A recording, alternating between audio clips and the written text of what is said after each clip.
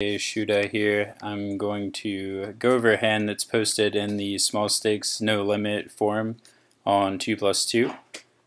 So there are a bunch of mixed responses in this thread, so I felt like it was a good hand to review. So I'll just go through the action real quick. The hero raises under the gun 1, which is also the hijack. The button calls, the big blind 3 bets, and we decide to 4-bet with ace king offsuit. The big blind then calls, and I think that's pretty remarkable, but we'll get to that. Given the stack sizes, there are only 100 big blinds effective, as you can see on the top where the stacks are bold. On the flop, it comes 10-8-8 rainbow, and the big blind check calls us. The turn's a jack, that gives us a gutter, it goes check check, and the river's a 9, which is a pretty scary card.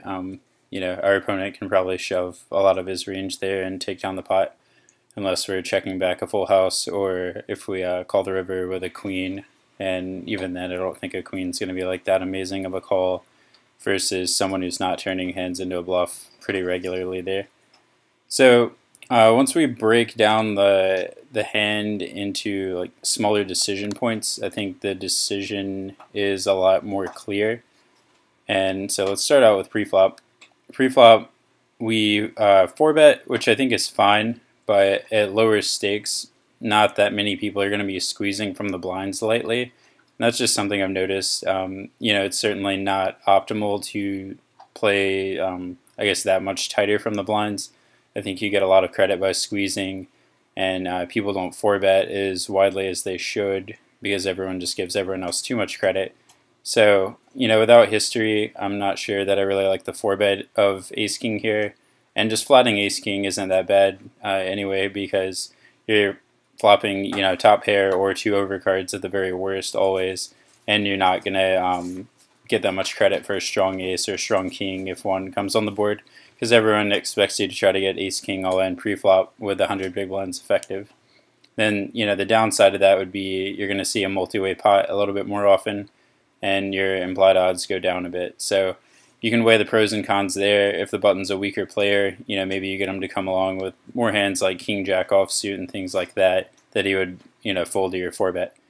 So pre-flop with 4-bet, and the big blind calls. And so I think this is kind of an interesting call by him, because like we said, not many people are going to be 3-betting from the blinds lightly, and even still, just to flat or 4-bet kind of, in my mind, turns his range face up as an extremely strong hand given all of our other assumptions, and he's just trying to trap us for a continuation bet, or you know, potentially a 2-barrel all in on the turn if we do have some sort of semi-bluff or whatever that we decide to keep bluffing him with. So I think he's just trapping here. And then once we get to the flop, if we take that thought process going forward, you know, you might not want to be continuation betting with air, like really ever, just as an exploitive adjustment. But if we're playing against someone with a balanced range here, it's very important that you do continuation bet with some air. Otherwise, your entire continuation betting range is going to be something like pocket queens or better, or maybe even pocket kings and better.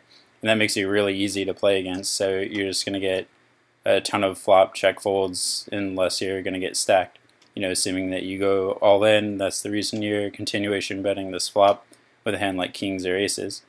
So I think after the flop, the hero in this hand finally figured out that the big blind just had a really strong hand, and the rest of the hand kind of plays itself.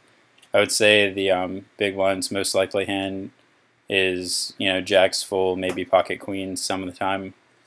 But yeah, guys, I think if you break down these tougher looking decision points street by street and play by play, they get a lot easier.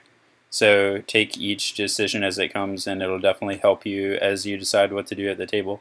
So if you guys like this video, if you do, click the like button for me. It helps spread the channel on YouTube. Thanks, guys.